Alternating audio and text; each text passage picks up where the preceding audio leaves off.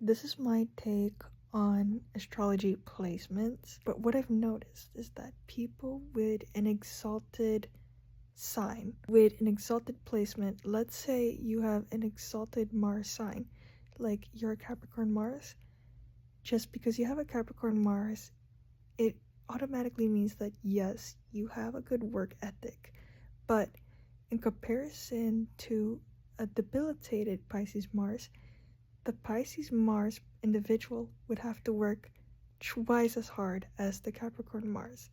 But guess what? What I've noticed in debilitated Mars individuals is because they've worked hard and they've naturally had to build the skill up, they end up being super extremely successful, and it comes very easily to them because, again, debilitation forces you to work hard and to learn the necessary skills to build that resource. What I'm basically saying is that debilitation is a blessing in disguise.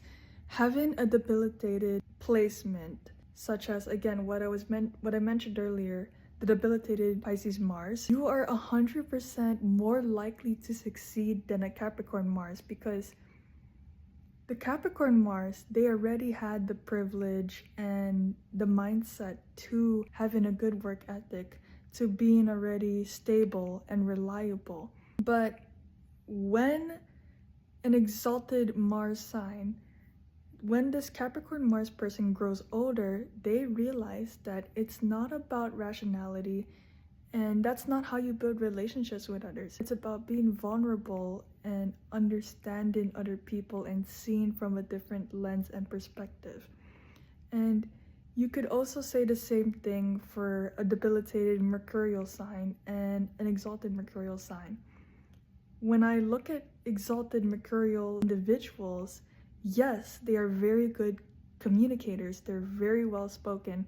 They can speak and it makes sense to other people. But again, when I analyze these individuals, they get into a lot of trouble, a lot of miscommunication, a lot of arguments, toxicity. I sense a lot of drama with heavy mercurial signs. But later on in life, they self-reflect and they realize that no amount of communication can fix that.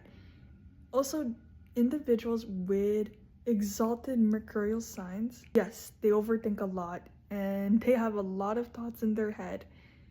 This shows up as being an individual who does have a very sharp tongue, causing drama, causing conflict, talking badly about others behind their backs, and speaking a lot, just using really negative words and talking badly about other people without realizing the consequences of their actions, because words can bite you in the back, okay? Just like how a sword does. It's a double-edged sword. So these people with exalted mercurial signs, later on they realize in life that you do have to be sensitive, you do have to feel things, you do have to be considerate, you have to consider other people too. It's not just about knowing the facts, it's not just about being someone who is rational and makes sense all the time. If you want to understand someone, you also need to understand them emotionally. It does, no amount of words can perfectly express another person. You have to understand where they come from. You have to be patient, and you have to realize that the individuals around you who may not be gifted or have the exalted mercurial sign, that all along the real lesson was learning to look within yourself, not externally. Because again, exalted mercurial signs, I think usually of earth signs or like air signs. And these people always search for the external, but it's always the internal that's important. That's how you find success. And just like the debilitated Mars sign and the exalted Mars sign, exalted Mars individuals would be searching for validation externally when they have to find that internally. And just like how a debilitated Mars sign would always search for that internally, they end up being successful and slowly making their way up to finding the success externally. I think that, again, debilitation is it's a very good thing to have. It's a blessing in disguise. And as someone who has my own fair share of debilitation, I have a debilitated Mercurial sign. It is something I am working on to be more of a good communicator, a good speaker. And again, comparing my debilitated Mercurial sign to an individual with a debilitated Mars sign, it's basically like, instead of searching for the things internally for me, I have to search for that externally, which is basically why I'm doing this whole thing, because it's to stop searching for the answers internally, but to search for the answers externally, vice versa, etc. So if you have any planets or if you have any debilitated planets, then that is a sign for you to realize that you are extremely lucky, blessed, and protected by God. Trust me, you are protected, okay? So don't be jealous of people who are exalted or have an exalted Mars, exalted Mercury, exalted Sun sign. Whatever it is, these people deal with their own fair share of karma, hardships, and later on they realize in life that it's not about perfectionism. It's about within, it's the internal.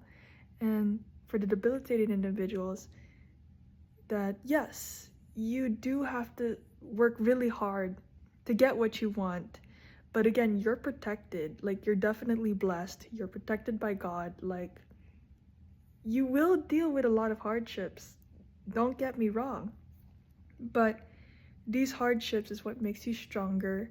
And what I've, again, seen and analyzing people and just like getting a grasp of information and knowing the fact, like, for me, I just like, I sense it. I know when someone has a certain debilitated aspect or planet in their chart. I just know it. I just feel it, okay?